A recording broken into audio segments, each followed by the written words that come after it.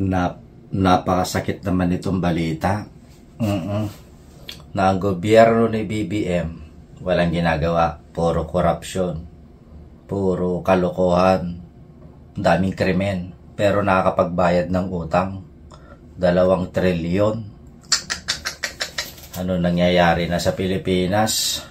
Hindi na umayos.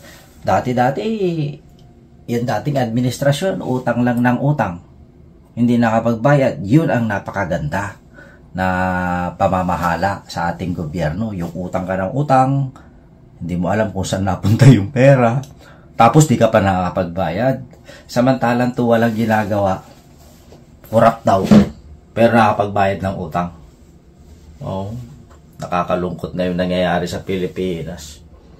Kaya sabi ko sa inyo buti na lang yung tamad, adik, bangag, hindi nakakulong, pero nakapagbayad ng utang. Samantalang yung mabuti, nagmumura sa Panginoon, sinalba ang mga Pilipino sa pagpatay ng libu-libo, hindi nakapagbayad ng utang. Anak ng tinapa talaga. Hindi ko, I cannot imagine, basta, English yun mahirap. Kaya, pasalamat na lang tayo, nagkaroon tayo ng bangag na presidente. Subscribe to my YouTube channel.